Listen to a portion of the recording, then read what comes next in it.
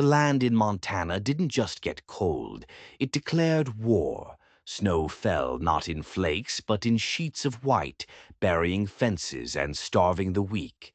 And in the middle of this frozen kingdom, Thomas Dalton ruled. He wasn't just a rancher.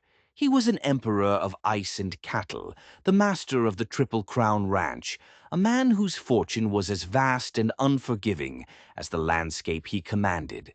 They said his heart was carved from the same granite as the mountains that watched over his valley. They were right. Men who worked for him respected him because his word was iron and his pay was fair, but they never got close. Women in town whispered his name, their voices a mix of fear and fascination. He had everything a man could want: land that stretched to the horizon, herds that numbered in the thousands, and a mansion big enough to swallow a whole town. But Thomas Dalton was alone, deliberately, utterly alone. Neighbors and busybodies said he needed a wife, an heir to carry on the Dalton name, a pretty thing to warm the cold, empty halls of his house. But Thomas knew what they really meant. They wanted to chain him. A marriage wasn't about love. It was a transaction, a merger of fortunes, a breeding contract to mix his powerful bloodline with another. It was a game of ledgers and legacies, and Thomas had no intention of playing. He had built a fortress around his life, and he was the only one with the key. But the world has a way of knocking on even the strongest doors. One brittle evening, the kind where the air is so cold it hurts to breathe, Thomas found himself at a dinner table owned by the Piton family. They were new money, dripping with ambition, and they had a daughter to sell. The whole night was a stage play. Candles burned in silver holders, crystal glasses glittered like diamonds, and the air was thick with the scent of perfume and desperation. Mr. Peaton puffed out his chest like a proud rooster, his eyes gleaming, while his daughter, Clara Peaton, sat beside him like a porcelain doll on display. She was perfect, if you liked your women assembled from a catalogue of Parisian fashions and finishing school manners. Her smile was rehearsed, her laugh was a musical note with no music in it, and her conversation was a string of empty words about poetry and art, things that had no meaning in a land where survival was the only masterpiece. It wasn't a dinner, it was an auction, and Thomas Dalton was the only bidder. Clara Peaton leaned forward, her voice like spilled honey, talking about things he didn't care about, trying to find a crack in his armor. Her father laughed too loudly, listing his daughter's virtues like he was selling a prize heifer. Her beauty, her refinement, her health. It was a disgusting performance. Thomas ate his steak in silence, his face a mask of stone. He let their words wash over him, the subtle hints of dowry, the promises of alliances that would make them all richer, more powerful. He let them think they were winning. Then he set down his fork. The sound of silver hitting fine china was as loud as a gunshot in the silent room. Every eye turned to him. The doll's smile froze on her face. Mr. Piton's cheeks turned a blotchy red. "I did not come here," Thomas said, his voice low and cold as a river in winter, "to purchase a decoration." The words landed like an axe. Mr. Piton sputtered, "Sir, you misunderstand." "I understand perfectly," Thomas cut him off. His gaze swept the table, pinning each of them in their seats. "You want to sell me a wife. You want to tie my land to yours and breed an heir like livestock." He stood up, his tall frame casting a long shadow over their expensive dinner. "But I will not build a family on a transaction. I will not bring another soul into my house, only to teach them the same loneliness I've carried my entire life." A collective gasp went around the table. The Peaton girl looked down, her cheeks burning with shame. Her father, his face purple with rage, shot to his feet. "You insult us in our own home." Thomas didn't raise his voice. He didn't have to. His calm was more terrifying than any shout. "I would rather die free," he said, the words final. then live chained to a marriage of vanity and ambition. Without another word, he dropped his napkin on the table, gave a curt nod, and walked out of their lives forever. The heavy door slammed behind him, cutting off the shocked whispers and angry mutters. Outside, the wind hit him like an old friend. The land was his. He was alone, yes, but he was free. The night at the Petons estate wasn't just an insult, it became a legend, and it was only the beginning of his war. The story of what Thomas Dalton did at the Peton dinner spread faster than a wildfire. By the next morning, every rancher, every shopkeeper, every wife in the valley knew. The men mostly shook their heads, unable to understand why anyone would turn down such a perfect deal. But the women whispered his words in their kitchens, a strange mix of scandal and admiration in their voices. What they didn't understand was that this wasn't just a single act of defiance. It was a declaration of war. A war against a world that wanted to put him in a cage, even if the cage was gilded. And so, they came. One by one, the ambitious families sent their daughters to conquer the king of Triple Crown. They came in fancy carriages, their trunks filled with silk dresses and imported perfumes. Daughters of New York bankers, their smiles as bright and fake as polished brass. Heiresses from Chicago, hoping to anchor their family's wealth in his Montana soil. Even the local ranchers polished up their own daughters, teaching them a few French phrases and training them to hide their strong hands in delicate gloves. They were an army of pretty polished dolls sent to lay siege to his fortress.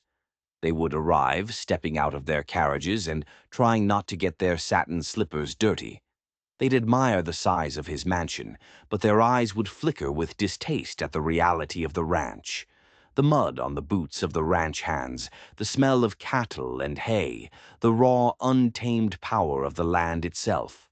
On paper, they were all perfect matches, wealthy, well-bred, beautiful. But Thomas saw right through them. He saw the hollowness in their eyes, the fragility in their pampered hands. He was polite, always. He'd give them a tour, offer them a meal.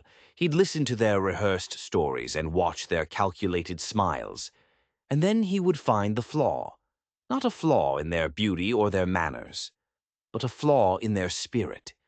None of them could stand in the face of a Montana wind without shrinking. None of them had the kind of strength that wasn't bought or inherited. And for Thomas, that was the only thing that mattered. He wasn't looking for a queen. He was looking for a survivor. His ranch hands, a weathered crew led by a gray-bearded old-timer named Tom Bradley, started making a game of it. Over morning coffee in the bunkhouse, they'd place bets. "I give this one an hour," Tom would grumble, as a carriage pulled up the long drive. Miguel, a younger hand with sharp eyes that missed nothing, would laugh. "You're generous, Tom. I say she's gone before lunch." They were usually right. Some lasted a few hours. One particularly stubborn girl from Boston managed to last 2 days. None of them ever saw a third sunrise at Triple Crown. For 3 years, the parade continued. It stopped being gossip and just became a hard, cold fact of life in the valley. Thomas Dalton would not be bought. He would not be charmed. He would not be broken. The world saw a rich, stubborn man destined to die alone in his giant, empty house. But the men who worked his land, the men who saw him mend a fence in a blizzard or calm a spooked horse with a quiet word, they knew better. The boss wasn't just saying no. He was waiting. Waiting for something real, something true, something strong enough to match the iron in his own soul.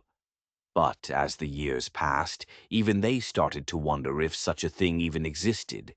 And hope, once a stubborn flame, began to smolder and die. The men who worked the land at Triple Crown saw a side of Thomas Dalton the world never did. They saw him working alongside them, his hands as calloused as theirs, his face weathered by the same sun and wind. He never asked a man to do a job he wouldn't do himself. His pay was always fair, and his word was as solid as the mountains. But there was a weight on him, a shadow in his eyes that no amount of success could erase.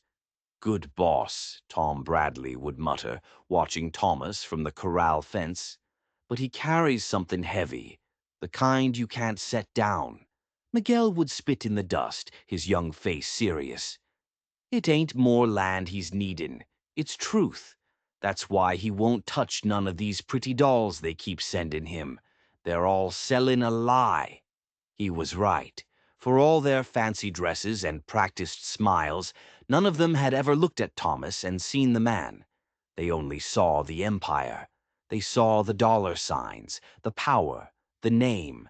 They never bothered to look deeper, to see the lonely man trapped inside the legend. His own men could see it plain as day. The boss wanted someone who could look past the fortress and see the prisoner inside. The seasons turned. Snow melted into mud, mud dried into dust, and dust was buried again by snow. The rhythm of the ranch was constant, but the silence in the big house only grew louder. Sometimes, late at night, the hands in the bunkhouse would hear the steady, relentless pacing of his boots on the floorboards above, back and forth, like a caged animal. But he never complained. He never showed a moment of weakness. The wound he carried was deep inside, hidden in the quiet spaces between his words, in the way he'd sometimes stare at the horizon, as if searching for someone who was never coming. Still, there was no despair in him. Not really. Miguel saw it one morning. Thomas had been working with a restless young colt, a beautiful animal full of fire and fear. For a long moment, Thomas just stood there, his hand resting on the colt's neck, his voice a low, soothing rumble. And in that moment, the hard line of his mouth softened. The shadow in his eyes lifted. There was hope there, buried deep but not dead. A stubborn belief that somewhere out in the vast, empty expanse of Montana, something true was still riding his way. The men never spoke of it. They just watched, and they understood. Whatever had broken him long ago had also made him strong. Whatever truth he was searching for was the only thing that kept him going. The world saw a cold-hearted rancher who would be alone forever. But his men knew better. Thomas Dalton wasn't waiting for perfection. He wasn't waiting for a bigger fortune. He was waiting for a soul as strong and as scarred as his own. He was waiting for a truth that could finally set him free. As the third winter of his self-imposed exile began to tighten its grip, something inside Thomas began to shift. The hope his men saw in fleeting moments was thinning, turning to smoke in the cold air. The parade of suitable women had slowed, but not stopped. Letters still arrived, sealed with wax and smelling of perfume he'd never wear. Carriages still occasionally rolled up his drive, carrying the last of the hopefuls, each one a bitter reminder of the world's endless supply of pretty empty things. Each visit was the same tired dance, polite smiles, rehearsed compliments, and the inevitable moment when the reality of his world, the grit, the cold, the sheer, unrelenting hardness of it, made their polished masks crack. They would leave, their dreams of becoming the Queen of Triple Crown shattered against the granite of his will. He never admitted it, not even to himself, but the endless stream of failures was taking its toll. The vision of a future with someone true, someone real, hadn't died completely. But it no longer burned bright. It was a dying ember, slowly being starved of air. One evening, as the sky turned a deep, bruised purple, Thomas stood on the porch of his mansion. Snowflakes, soft and silent, drifted down, burying the world in a blanket of white. He folded his arms, the cold seeping into his bones, and he wondered if he was a fool. Had he set a standard so high that no one could ever meet it? Was he destined to be the lonely king of this empty castle forever? The thought was heavier than the winter sky. He had built an empire to protect himself from being hurt again, but now the walls were so high he was a prisoner, a prisoner of his own making. And yet, as the snow fell thicker, blurring the lines between his land and the sky, a strange feeling stirred in him. It was a whisper on the wind, a pulse in the frozen earth beneath his feet. He couldn't name it, but he could feel it. Change. Something was coming. Not in a gilded carriage, not wrapped in silk and lies. Something else. Something different. He stood there for a long time, his gaze fixed on the horizon, as if he could will it to appear. The snow kept falling, relentless and pure, and for the first time in a long time, he felt not just the weight of his loneliness, but the faint, terrifying thrill of anticipation. The season itself seemed to be holding its breath, whispering a single promise into the night. Something is coming. Morning in Montana was a brutal teacher, and Thomas Dalton was its most dedicated student. He was awake long before the sun, long before his men stirred in the bunkhouse. The ritual was the same, day after day, year after year. Worn boots, a flannel shirt washed so many times it was soft as a prayer, and the heavy silver belt buckle his father had given him on his deathbed. He moved through the grand, silent halls of his mansion like a ghost haunting someone else's life. The high ceilings, the imported chandeliers, the polished mahogany. It was all a monument to a success that felt hollow. It was a house, not a home. It lacked laughter. It lacked warmth. It lacked a soul. He made his own coffee every morning, a bitter black brew in a battered iron pot that had been with him since his first line shack. The taste was harsh, an honest truth to start the day. It steadied him. Through the frost-covered window of the kitchen, he could see Tom Bradley already moving through the herd, his breath a white cloud in the pre-dawn gloom. Miguel would be right behind him. Good men, loyal men. He valued them more than he could ever say, but their company was a wall he couldn't break through. They talked of cattle prices and broken fences, of blizzards and droughts. They never spoke of the ache in his chest. They respected his silence, his solitude, and in doing so they left him completely alone with it. But that morning felt different. There was a tension in the air, a stillness like the moment before a storm breaks. Thomas stepped out onto the porch, his coffee cup warming his hands, and breathed in the sharp, clean bite of the cold. The world was white and silent. Smoke curled from the bunkhouse chimney. The ranch was alive, but still. And then he heard it. Hoofbeats, faint at first, then growing steadily clearer. But this was wrong. It wasn't the thunder of a four-horse carriage team, the kind that brought the pretty dolls in their fancy dresses. It wasn't the creak of wheels and the jingle of polished harnesses. This was the clean, rhythmic cadence of a single horse, cutting through the frozen air with purpose. A cold knot tightened in his gut. Instinct, honed by years of unwanted visitors, told him this was not another suitor. This was something new. He set his coffee cup down, his jaw tight, and watched. A lone figure on horseback emerged from the white horizon. The horse was a sturdy paint, built for work, not for show. The rider sat the saddle with a natural ease that spoke of a life spent on horseback, not in a parlor. A mended coat was pulled tight against the cold, and a wide-brimmed hat was pulled down low, hiding the rider's face. Thomas felt a strange, unfamiliar flicker of curiosity. He had thought himself immune to surprises. He was about to be proven wrong. The rider didn't stop at the main gate to announce their arrival. They rode right up to the fence line, dismounted with a quiet, efficient confidence, and tied the horse's reins with practiced hands. No flourish, no performance, just quiet purpose. The crunch of boots on snow was the only sound. Whoever this was, they were walking toward him not as a guest, but as if they had business here. As the figure drew closer, he saw it was a woman. Young, maybe mid-20s. Her face, when she finally looked up from under the brim of her hat, was not polished or painted. It was weathered by sun and wind. Her hands, resting on the top rail of the fence, were calloused from work. She wasn't beautiful, not in the way the world defined it.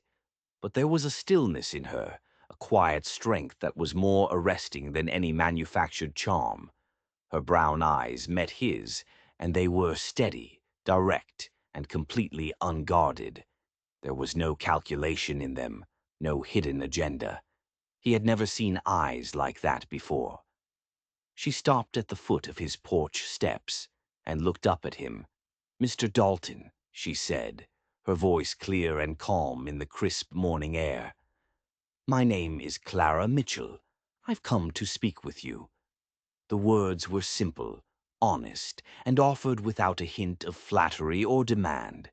For the first time in 3 years, Thomas Dalton did not have an immediate refusal ready on his tongue. This woman, this Clara Mitchell.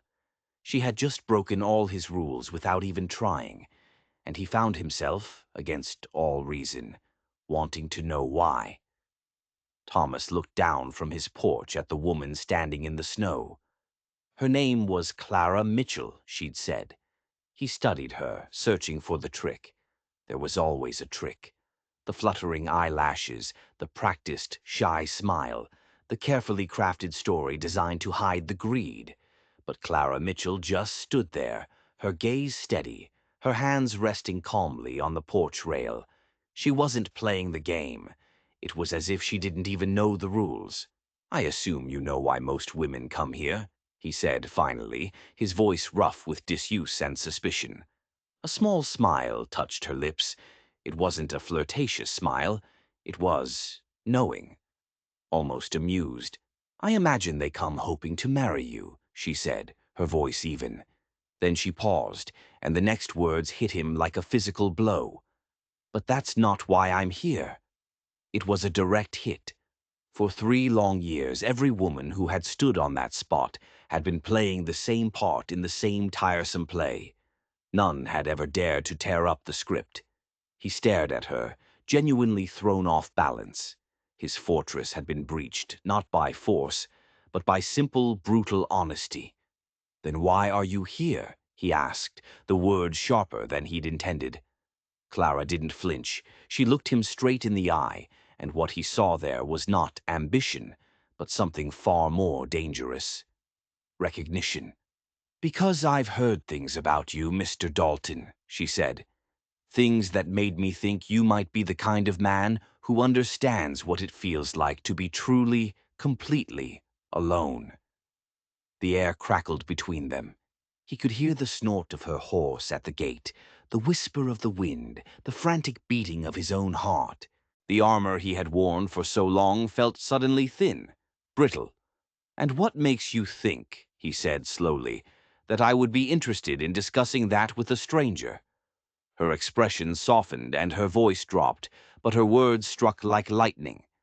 "Because I don't think you've met many people who weren't trying to take something from you, and I thought maybe, just maybe, you'd be curious what it feels like to talk to someone who wants to give instead." "Give?" he echoed. The word felt strange in his mouth. "And what, exactly, do you have to offer me?"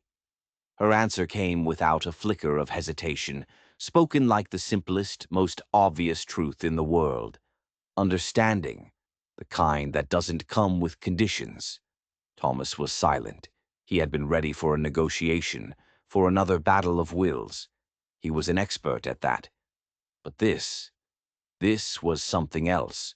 Her honesty was a weapon he had no defense against. It bypassed his walls, ignored his guards, and walked straight into the heart of his fortress. For the first time in years, he wasn't angry or annoyed. He was curious, and that terrified him more than anything. The silence stretched, thin and dangerous, like ice over a deep river. Thomas gripped the porch railing, his knuckles white.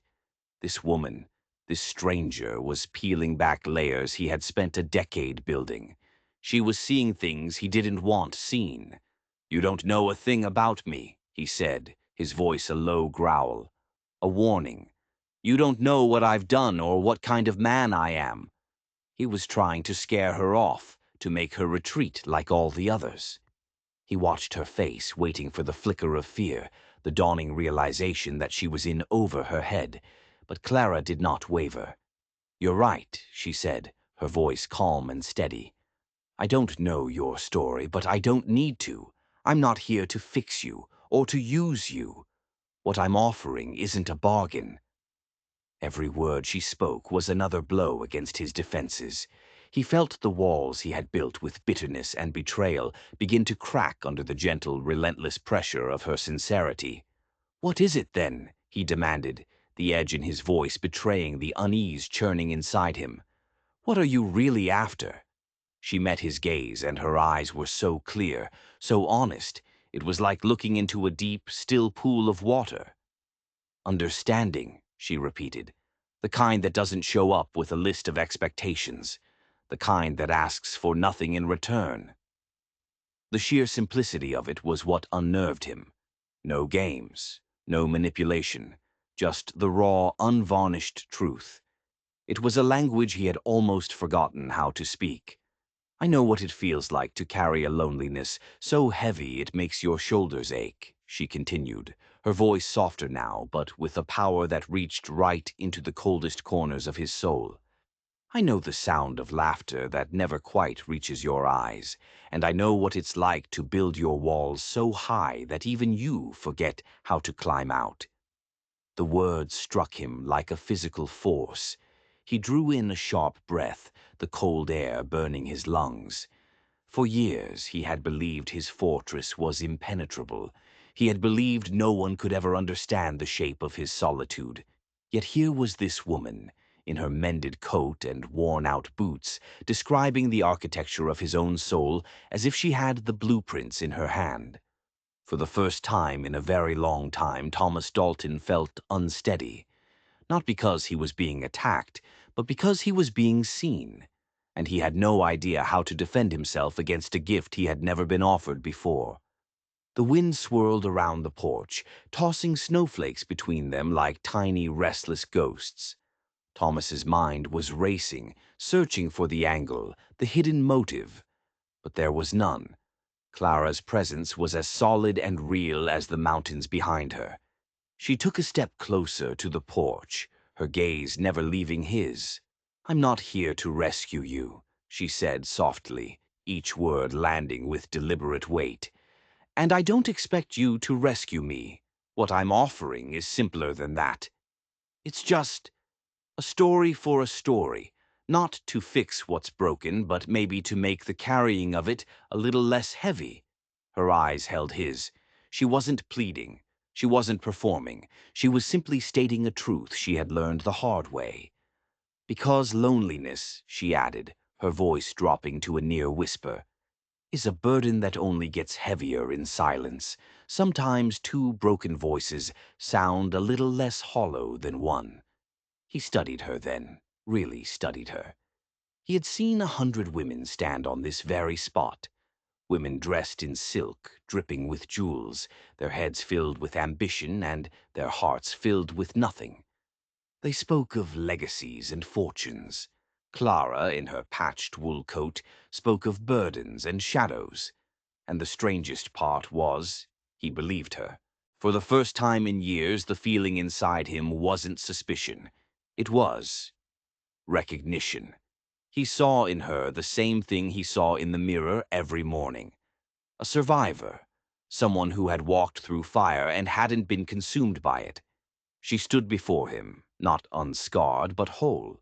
Whole enough to look into another person's darkness without flinching. And that was more unsettling than any threat. "Why?" he asked, the single word ragged, torn from his throat. "Why would you choose to sit with someone else's shadows when your own must be heavy enough?" Her answer came instantly, as if it had been waiting right behind her lips for years. "Because I've carried mine alone long enough to know the cost," she said. "Loneliness is a hungry thing. It feeds on your silence. It gnaws on your worth until you start to believe you deserve the emptiness." Her breath plumed in the cold air, but her eyes were steady. "I came here because I don't believe either of us should have to keep feeding it. And if all we do is share the quiet for a little while, well, maybe the hunger eases. The snow fell around them, blanketing the world in a pristine white that neither of them felt inside. But her words landed with the clarity of a bell on a cold, clear night. They were relentless, undeniable, and for the first time in longer than he could remember, Thomas Dalton wondered if maybe, just maybe, his prison had a door he had never noticed before. For years, Thomas had made refusal an art form. His door was a fortress gate, always closed, always locked. But this woman, with her quiet courage and her offer of shared silence, had found a way to slip past the guards. "There's coffee inside," he heard himself say. The words felt foreign, strange. He hadn't invited a stranger into his home for personal reasons in a decade. Business, yes, but not this. Never this. A genuine smile touched Clara's lips. It wasn't a smile of triumph, but of simple, quiet acceptance. She walked up the porch steps, her boots making a soft, crunching sound, and followed him into the vast, echoing mausoleum he called a home. The heavy oak door thudded shut behind them, sealing them in, shutting the rest of the world out.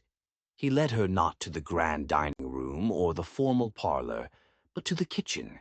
It was a simple, functional room with a scarred wooden table and a huge cast-iron stove that radiated a welcome warmth. This was the one room in the house where he felt like himself, away from the pretense and the polish. Here, at least, the surfaces were honest. He poured the thick black coffee into two plain tin cups. The bitter aroma filled the small space, a smell that was real and grounding. Clara took the cup he offered, wrapping her calloused hands around it, her gaze taking in the simple, worn room without a hint of judgment. "Honest coffee," she said, her voice warm. "That sounds perfect. I've had enough sweetness that leaves you feeling empty afterwards." The words hit him with the force of a physical blow. She wasn't talking about coffee. She was talking about everything. About life. About the pretty sweet lies people tell each other, and the bitter, honest truths that actually sustain you. Bitter, but real. That was it. That was the core of it all. For the first time, Thomas noticed how the room had changed with her in it. The fire in the stove seemed warmer. The faint morning light filtering through the frosty windows seemed brighter. His whole life he had filled this massive house with expensive things, trying to chase away the emptiness. But all the chandeliers and Persian rugs in the world hadn't worked. Clara Mitchell, with her mended coat and her quiet presence, had been here for less than an hour, and already the house felt less like a tomb. As she lifted the simple tin cup to her lips, a startling realization struck him. True wealth wasn't in land or cattle. It was in this, a connection forged in raw honesty, two people daring to be seen without their armor. For the first time in years, his house wasn't just full, it was inhabited. The tin cup was still warm in Clara's hands. She stared down into the black coffee, as if seeing a story reflected there. Thomas waited. He had learned that silence could be an invitation, and he wanted to hear her story. Finally, she took a slow breath and began to speak. "My husband's name was David," she said, her voice low but steady. "I married him when I was 17. He was quiet and kind, a man who loved the land. We didn't dream big, but we dreamed together. A small farm, a few cows, maybe children someday." Her voice held no bitterness, only the soft, aching echo of a dream that had died. Thomas just nodded, letting her know he was listening. "Then the drought came," she continued, her fingers tracing the rim of her cup. "Year after year, the sun baked the fields to dust, the corn withered, the cows grew thin, and with every failure, something inside David twisted." She looked up, her brown eyes meeting his. "A drought doesn't just parch the land, Mr. Dalton. It starves a man's spirit. It dries up all the kindness he ever had. The boy I married disappeared, and in his place was a man who hated the world and hated himself even more. He had seen it happen to other men. He'd just never heard it described with such stark, painful clarity. He started drinking, she said, her voice hardening just a little. At first it was just a glass of whiskey at night, then it was every night. Then it was in the morning, too. The more he drank, the quicker his temper flared, the quicker his hands turned to fists. She paused, setting her cup down on the table with a quiet click. Then she slowly pushed back the sleeve of her worn dress. There, on her forearm, was a long, jagged scar, pale against her skin. A healed map of old pain. This one, she said, her voice devoid of self-pity, was from a night I told him we couldn't afford to pay the bank. He threw the lantern at me. It shattered against the door frame. I was lucky. She let out a short, hollow laugh. Imagine calling that luck. A hot, clean anger flared in Thomas's chest, but he locked it down. This was her story to tell, not his to react to. Clara let her sleeve fall back into place. I stayed. I told myself he was still in there somewhere, the boy I married. Sometimes, when he was sober, I'd see a glimpse of him. He'd cry and apologize, but the thirst always came back. Her voice grew quiet, almost a whisper. One afternoon he was drunk and angry. He took his horse to, he said, ride it out. The horse was skittish. He fell. His foot got caught in the stirrup. The silence in the kitchen was absolute. By the time they found him, she finished, it was too late. Her eyes were distant, shimmering with unshed tears. But it wasn't just grief he saw there. It was something more complicated. I should have felt free, she whispered, and part of me did. Relief because the fear was over. But then came the guilt, because I was glad he was gone. And sorrow, too, because once upon a time, before the drought and the whiskey, he had been a good man, and I had loved him. Thomas leaned forward. You don't have to apologize for surviving, he said, the words quiet but firm. Her eyes focused on him, a flicker of gratitude in their depths. Surviving, she echoed. That's what it was, but the town. They didn't see it that way. After he was gone, they looked at me with pity, or worse, suspicion. They whispered that I must have driven him to it, or maybe even prayed for it. I became a ghost in my own life. She took a deep breath. So I left. I sold the farm, and I came here, to the edge of everything, to try and start over, to try and just breathe again. But her story wasn't over. Not by a long shot. The whispers of the town were one thing. The ghost of her husband was another. And he had a brother who believed every lie the town had ever told. A brother who was about to ride into Triple Crown Ranch, not looking for understanding, but for revenge. And he was bringing a storm with him. Clara's confession settled in the quiet kitchen. Thomas offered her a job, not out of pity, but out of a deep, grudging respect. She could cook for the ranch hands, keep the big house in order. It was a practical arrangement, a way for him to keep this intriguing, honest woman within the walls of his fortress, where he could study her, understand her. For a few weeks, a strange, unfamiliar peace settled over Triple Crown. Clara moved through the house with a quiet efficiency, bringing a warmth to the cold rooms that had nothing to do with the fires in the hearths. The ranch hands, at first wary, quickly grew to love her. Her food was simple and good, and she had a smile for them that wasn't rehearsed. Thomas watched her. He found himself making excuses to be in the kitchen, listening to her quiet humming as she worked. He was still guarded, still waiting for the other shoe to drop, but the ice around his heart was beginning to thaw. It was a dangerous feeling. One afternoon he was watching from the porch as Clara threw scraps to the chickens, a small, genuine smile on her face. For a moment he allowed himself to imagine a future. A future with this quiet, strong woman by his side, a future that wasn't empty. It was a foolish, reckless thought, and it was shattered in the next instant. A rider appeared on the horizon, moving fast and recklessly. This wasn't the steady, purposeful approach of Clara. This was aggression. The horse was lathered, and the man on its back was big and mean-looking, with a scowl etched onto his face. He rode straight up to the house, ignoring the gate, and hauled on the reins, tearing up the ground. "Where is she?" he bellowed, his voice a drunken roar. Tom Bradley and Miguel came running from the bunkhouse, hands hovering near their hips. Thomas stepped to the edge of the porch, his body tense. "Who are you looking for?" he asked, his voice calm but laced with steel. The man glared up at him, his eyes bloodshot and full of hate. "I'm looking for Clara, my brother's wife. Or widow, I should say." Clara had frozen by the chicken coop, her face as white as a sheet. The man's eyes found her, and a nasty sneer twisted his lips. "There you are, you black-hearted witch."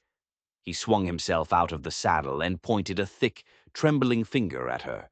Then he turned his furious gaze back to Thomas. "You don't know who you've let into your house, Dalton," he snarled. "That woman is a murderer, and she stole my family's money. I'm Jeb Mitchell, and I'm here to take back what's mine." The accusation hung in the cold air, ugly and sharp. Jeb Mitchell stood there, swaying slightly, radiating an aura of cheap whiskey and pure malice. Clara was frozen, her face a mask of shock and fear. Thomas moved without thinking, stepping down from the porch and placing himself directly between Jeb and Clara. It was a purely instinctual act. For the first time in years, his fortress was being used not to keep someone out, but to protect someone within. "You've got a lot of nerve," Thomas said, his voice dangerously low. "Coming onto my land and making accusations like that." Jeb spat on the ground. "It ain't an accusation, it's the truth. She drove my brother David to drink, played the victim while she bled him dry. That fall from his horse? No accident. She was there, probably spooked the animal herself. The whole town knows it." He took a stumbling step forward. "And there was money. A whole stash of it David had saved. It disappeared the same day she did. She's a killer and a thief, and I want her." The ranch hands had gathered, their faces grim, their silence a tense, waiting thing. This was more than a dispute. It was a test of loyalty, a test of the fragile trust that had just begun to grow between Thomas and Clara. Thomas didn't look at Clara. He kept his eyes locked on Jeb's, his mind racing. Everything in him, every bitter lesson learned from his past, screamed that this was the trick. This was the hidden angle he had been waiting for. The quiet, scarred woman was a lie, a performance. But then he remembered her eyes, the honesty he had seen in them. "Tell him it's a lie, Clara," he said, his voice quiet but firm, a command. He expected an immediate, fierce denial. Instead, there was a heartbeat of silence. Just 1 second. But in that second she hesitated. Her eyes darted away from his. And in that single fleeting moment of hesitation, a cold seed of doubt took root in Thomas Dalton's heart. Had he been a fool again? Thomas didn't throw Jeb out. The old Thomas, the one ruled by cold, hard instinct, would have. But this new, uncertain man, the one Clara had started to uncover, needed the truth, no matter how ugly it was. "You'll stay in the bunkhouse," he told Jeb, his voice flat and devoid of emotion. "You don't go near her. You don't speak to her. You wait." Jeb, surprised by this, just grunted and let Miguel lead him away. Then Thomas turned to Clara. "In the house," was all he said. The walk back to the kitchen was the longest of his life. The warmth of the room felt like a mockery. He stood across the scarred wooden table from her, the same table where she had told him her story, and he felt a cold, familiar rage building inside him. The rage of a man who has been betrayed. Is any of it true? He asked, his voice a low growl. Her hands were trembling. No, he's lying, Thomas. He hated me from the day I married David. The money, he pressed. Was there money? Her eyes fell. Yes, she whispered, but it wasn't his, it was mine. An inheritance from my mother.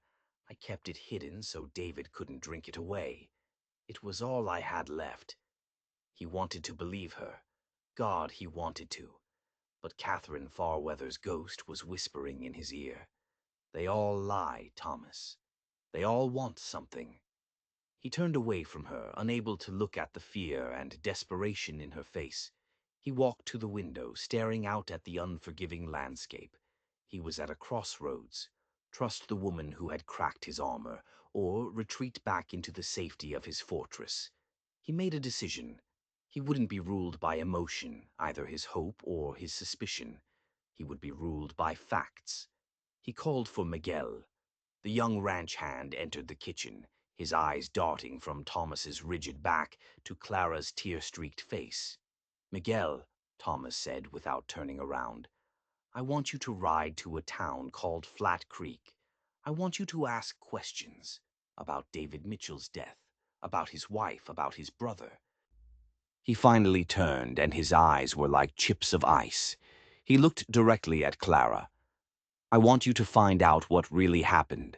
I need to know, he said, the words cutting through the air. If I've let another viper into my house.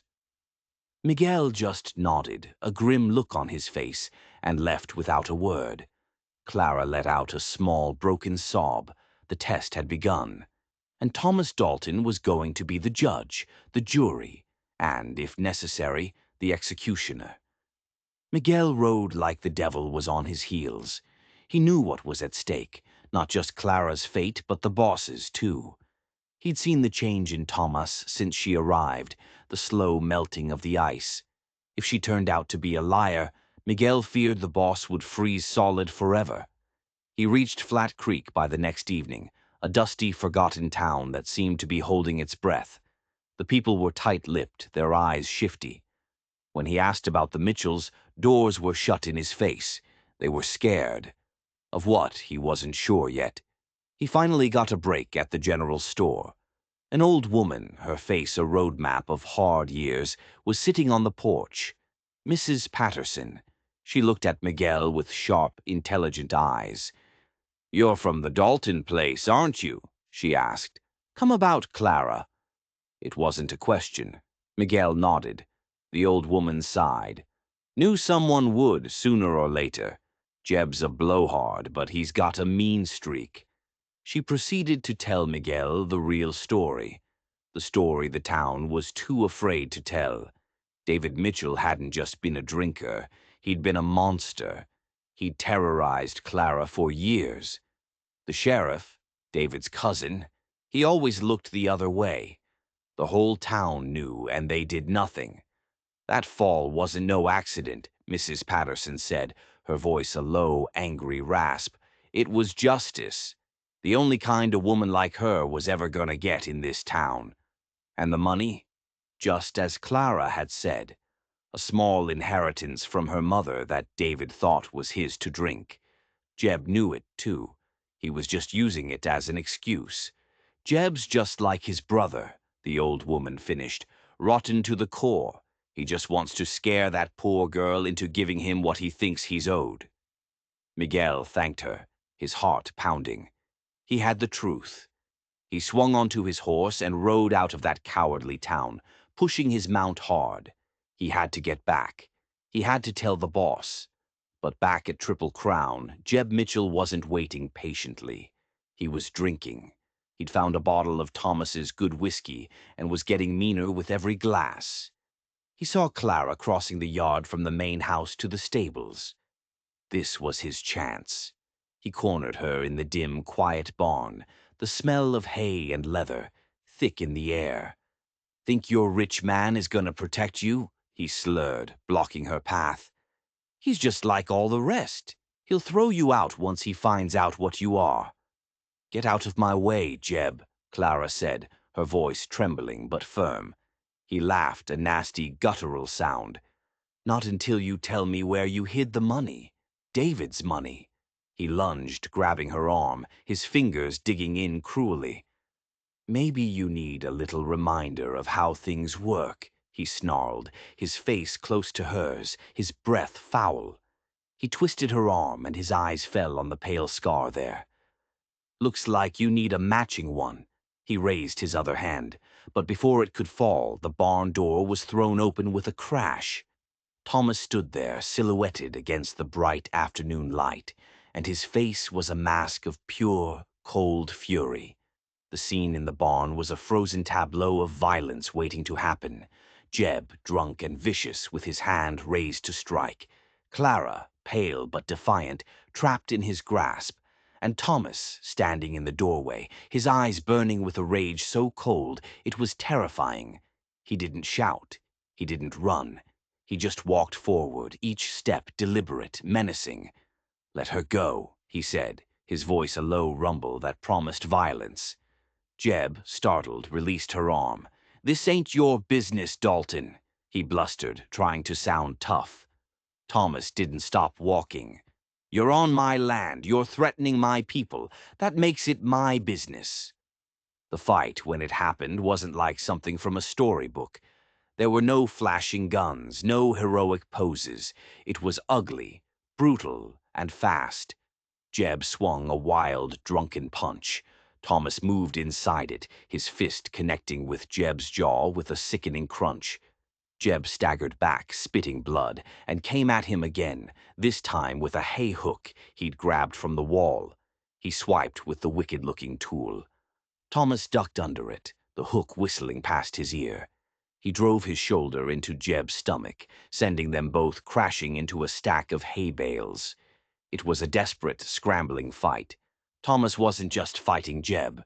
He was fighting the ghost of his own past. He was fighting the man who stood by and did nothing while Catherine walked away. He was fighting the man who had built walls so high he couldn't reach out to help anyone. Not anymore. He got the upper hand, pinning Jeb to the ground, his forearm pressed against the man's throat. He could feel the life pulsing under his arm. He could end it. Right here. Right now. One press and this piece of human garbage would be gone forever. The cold, merciless king of Triple Crown was back, and he was ready to pass sentence. "Thomas, don't!" Clara's voice cut through the red haze of his rage. It was quiet, but it was stronger than any command.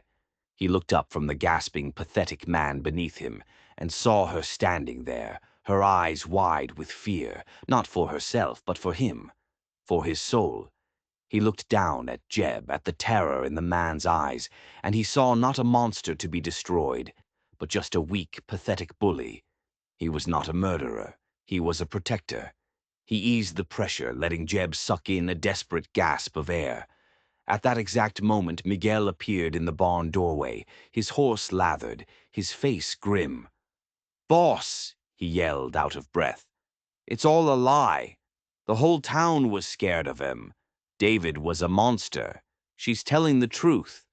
The words, the final confirmation, washed over Thomas, extinguishing the last embers of his rage and replacing it with a clean, cold certainty. The truth was out. Justice was here. Thomas hauled Jeb to his feet by the collar of his shirt. He dragged him out of the barn and threw him toward his horse. "Get on," he said, his voice flat and deadly. "You're going to ride out of this valley, and you are never coming back. If I ever see your face again, if I ever even hear your name spoken here, they will never find your body." Jeb, terrified and broken, scrambled into the saddle and galloped away, a coward fleeing the light. The external threat was gone. The storm had passed. A new kind of silence settled over the ranch yard. Thomas turned to face Clara. The ranch hands who had witnessed the whole thing discreetly melted away, leaving the two of them alone. The silence between them was immense, filled with everything that had just happened. The accusation, the doubt, the fight, the rescue. He had protected her. He had believed her, even before he had the proof. But could he finally face the wound that Jeb's lies had ripped open? Could he finally trust someone again? The battle for Clara's safety was over. The battle for Thomas Dalton's heart was just beginning. In the aftermath, a new quiet settled over Triple Crown. It wasn't the empty, hollow silence of before. It was a quiet filled with unspoken understanding. That evening, Thomas found Clara on the porch, wrapped in a blanket, watching the stars come out in the vast, dark sky. He sat down in the chair beside her, not speaking for a long time. Then he began to tell her his own story, the real story. Her name was Catherine Farweather, he said, the name tasting like ash in his mouth. He told her everything, not just that she had left him for a richer man, but how she had done it. He told her about the dreams he had shared with her, the plans he had for a small ranch, a simple life. He told her how she had laughed at his mud-stained ambitions. She said she had no desire to wait around while I clawed my way up, he said, his voice low and raw. She crushed what I was, for what someone else already had. He stared out into the darkness. That day, something in me broke, so I decided to become unbreakable. Every acre I bought, every head of cattle I added, every dollar I made, it was just another stone in the wall. A wall to prove to her, to the whole world, that I was more than enough, that I didn't need anyone. He finally finished, the confession leaving him feeling hollowed out, exposed. He waited for her to say something, to offer pity or judgment. Clara was quiet for a long moment. Then she turned to him, her eyes soft in the starlight. "She didn't break you, Thomas," she said gently. "She revealed you. She showed you that your greatest strength wasn't going to be in your wallet.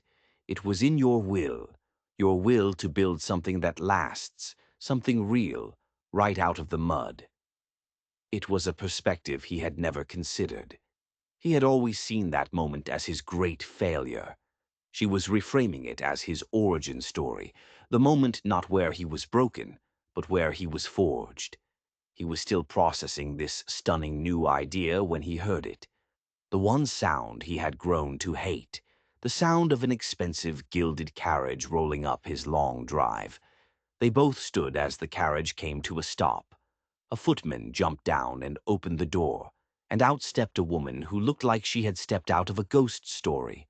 She was older now, but still beautiful, dressed in expensive black silk that looked completely out of place in his dusty ranch yard. It was Catherine Farweather, and she was back. Catherine glided toward the porch as if she owned it. She was a vision of expensive, calculated regret.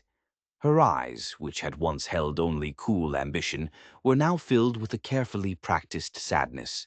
She stopped at the foot of the steps, her gaze fixed entirely on Thomas, completely dismissing Clara's presence. "Thomas," she breathed, her voice the same silky, manipulative tone he remembered all too well. "I had to come. I had to see you." He just stood there, a statue carved from ice, saying nothing. "My husband passed away," she continued, dabbing at a dry eye with a lace handkerchief. "He left. Complications. Debts." She looked up at him, her expression a perfect blend of vulnerability and flattery. "I heard you were still here, that you had built all this, and that you were still alone. I was so foolish, Thomas, a silly, foolish girl. I didn't understand what real value was back then." She was playing all the old tunes, hitting all the notes she thought would work on him. She was appealing to his pride, to the empire he had built in her absence. She was offering him the one thing he had never gotten from her, victory. "We could have it all, Thomas," she whispered, taking a step closer. "Everything you've built. We could be the most powerful couple in Montana, just like we should have been from the start." The old Thomas, the wounded boy who had spent years building a monument to his own rejection, would have been tempted. He would have savored the irony, the chance to finally show her what a terrible mistake she had made. But he wasn't that man anymore. He looked at Catherine in all her polished, expensive glory. Then his eyes shifted to Clara, who stood silently beside him, her face unreadable, leaving the choice entirely up to him. He knew in that instant that this was the final test, his past versus his future, the lie versus the truth. "You're right, Catherine," he said, his voice calm and clear and final. "You didn't understand value." A flicker of triumph lit her eyes. She thought she was winning. But then he delivered the final, devastating blow. "You thought value was something a man already possessed," he said, his voice ringing with a certainty that shook the very foundations of his old life. "You never saw the value in the building of it. You saw mud and you ran. You never waited to see what could grow from it." He took a half step back, positioning himself slightly in front of Clara, a silent, powerful gesture of protection and alliance. "This woman," he said, his voice softening as he looked at Clara, "she came here with nothing but the truth in her hands and scars on her arms, and that is worth more than this entire ranch, more than all the money in Chicago." Catherine's mask of sadness shattered, revealing the cold, hard ambition beneath. She stared at Clara with pure hatred, then back at Thomas. She had lost, completely and irrevocably.